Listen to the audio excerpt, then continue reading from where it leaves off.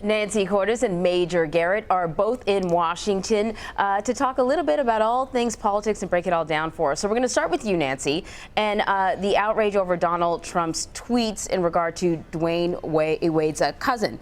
A lot of people reacted very badly to that, but I'm wondering what the Clinton campaign is saying about it. Well, the Clinton campaign had kind of a muted response, Anne-Marie. They knew that there would be a lot of outrage whether they put their thumb on the lever or not.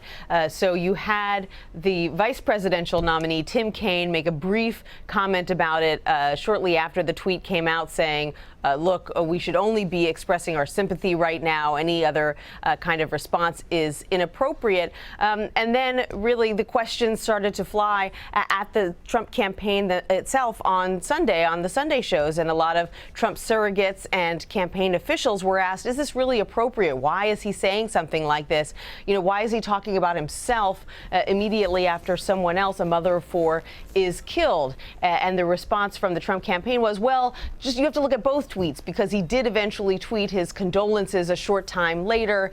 He wasn't just talking about the fact that African Americans will vote for Trump because he was right, apparently, that someone would be killed. But it still was a confusing tweet. He pointed out that someone had been killed on the streets of Chicago and that this is what he has been saying. And the Trump campaign has not been able to explain what exactly he means by that. Yeah, so I want to ask you, Major. I mean, the Trump campaign came out and, started sort of blaming the media for all the outrage surrounding the tweet. But what do you make of this? Is this an example of him going off message again, departing from the script, or is it just maybe an example of being tone deaf in regards to the conversation about race in this country?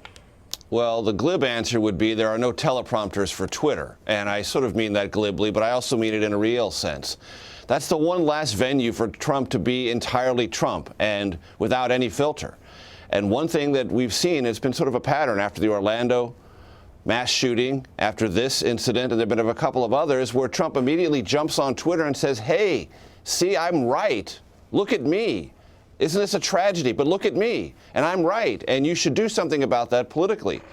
And it has a caustic sort of air about it that seems to exploit things politically. Now, Trump will tell you he doesn't mean to do that. He's just trying to let people know I'm right, I feel good about being right, I've identified a problem, and you should listen to me. But Twitter is a space, Facebook is as well, of course, where all sorts of reactions are going to come, and they're going to come at high velocity and high volume. And that's one of the things that Donald Trump has quite obviously harnessed and used to largely his advantage in this campaign. But in these instances, it doesn't sound anything like condolences or trying to wrap this grieving family within his arms, either personally or collectively, or talk about his campaign in any sort of real sense when it comes to changing life in urban America. What Trump does, and I've heard him do this quite extensively the last couple of weeks, is talk about how terrible things are in inner-city America. In fact, he describes them to be much worse than they actually are. But as far as remedies, there's absolutely nothing that Trump has put forward that are specifically oriented toward improving life in urban America. So you have this identification of a problem, in some cases, a not very empathetic or sympathetic characterization of a problem, exploitation allegations, and no real policy. So this creates a lot of different vacuums and a lot of different holes for Trump, quite conspicuously so. And the other thing that they're learning is on the weekends, social media really is a space where we have another secondary conversation in our country, because everyone's at home or everyone's enjoying leisure time, or most of us are, and people have time to really engage in all this, and it takes on a different character. And the backlash has been pretty substantial, at least on Twitter. Yeah, it certainly has been. Let's move to what has been causing the Trump campaign at least some problems over the last week. This kind of what looked like a shifting on immigration policy. It was sort of unclear whether or not there was some new policy coming out. So he announced that he's going to be making a big speech in Arizona. What do you think we're going to hear? Is it going to be a clarification on his original assertion in terms of deporting 11 million illegal immigrants, or are we expecting a brand new policy on immigration?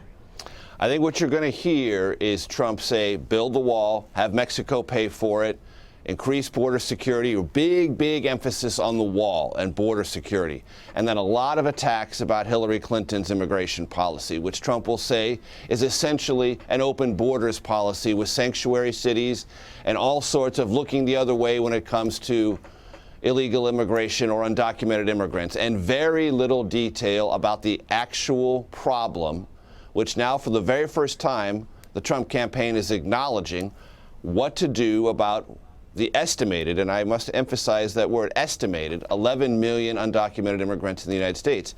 The Clinton campaign, and I'd be interested to see what Nancy's information from the Clinton campaign are, they counted at 16 million. I don't know how they got to that number, but let's say somewhere between 11 million and 16 million undocumented immigrants, what to do about them. Trump has said before, deportation force, they all have to leave, absolutely, no questions asked. And now there's all this gauzy, very vague, hard to define language about, well, we'll do it fairly and we'll do it humanely and we'll find a process. No underlying specifics there at all, which leaves Trump open to the allegation that on the central question of those who are in the country illegally and who his supporters want to be removed from this country to face a penalty and get in the back of the line, he may not be able to accomplish that. And several of his supporters who have identified this issue said over the weekend, Sarah Palin chief among them, if you back away from this, you will erode your base and give up your opportunity of winning this election. So it's a perilous moment politically for Trump, but I think he's going to try to move beyond it if possible, but not get into the underlying specifics because they don't have them and they can't define fair, humane, or any of these other terms. So I think you're going to hear a lot of criticism of Clinton and a lot of emphasis on the wall. Yeah, Nancy, I imagine the Clinton campaign has been watching Donald Trump sort of argue about immigration with himself and enjoying this over the past week. How are they preparing for this major speech that he's planning on Wednesday? Well, they say it's very difficult to debate Donald Trump on an issue like this, to take him on policy, because they simply don't know what his policy is. And over the course of the past week, his aides have been pressed repeatedly to explain what his policy is, how it's changing, why it's changing, whether it's changing. And the response essentially was crystallized by Kellyanne Conway yesterday, his campaign manager, who said, well, it's not so much a change in policy. We're not softening the policy, we're softening the tone, which the Clinton campaign argued is kind of a giveaway. They're saying, okay, so your policies are just as hardline as they always were. You're just trying to make them sound less hardline. At the same time, you've got a lot of Republicans who in Congress who feel that the Trump campaign has really put them in a bind, making them look like they're soft on immigration, while he goes out there and says in an hour we're going to round everybody up and send them back, who felt sort of justified this week after he kind of started to walk back some of this language and say, okay, well, it's not really possible to do that. Maybe you need to be more fair. Maybe you need to be more humane. And, you know, a lot of Republican aides in Congress said, oh, so glad to see that Donald Trump is kind of coming around to our more realistic position. The bottom line, as Major pointed out, is we don't quite know whether he is coming around or not, and what he is coming around to. And that reveals sort of another frustration for the Clinton campaign as they try to debate him on this and so many other subjects, is that, you know, it's sort of easy to make a pronouncement on any policy matter and say we're going to clean it up tomorrow, you know, which is appealing to people who say, well, I want a doer. I want somebody who's going to lead us, who's really going to make things happen, you know. And the Clinton campaign says, well, you know, we could walk around and say, I'm going to clean up crime. The cities are going to be so safe. We're going to send everybody back right away. But, you know, the bottom line is, if you can't say how you're going to do that, then it's simply pandering. And I think that that's what's going to make these debates so interesting. If you see one candidate who's, you know, kind of out there saying, I'm just going to make everything so much better, you can't believe it, and another candidate who feels kind of hamstrung by facts and reality and you know, the truth of American politics, which is that, you know, typically you make incremental progress in a lot of these areas, and broad sweeping progress is almost impossible. Yeah. Nancy, one of the other topics that Trump was tweeting about over the weekend was Hillary Clinton and her health, demanding that she release detailed medical records. Now, neither of these candidates have really released a lot of information about their health. But any response from the Clinton campaign? Do we expect any more to come from them? I know this conversation has been going on for about a week now, where Donald Trump has been floating the idea that Hillary Clinton may not have the stamina or the health to hold this office.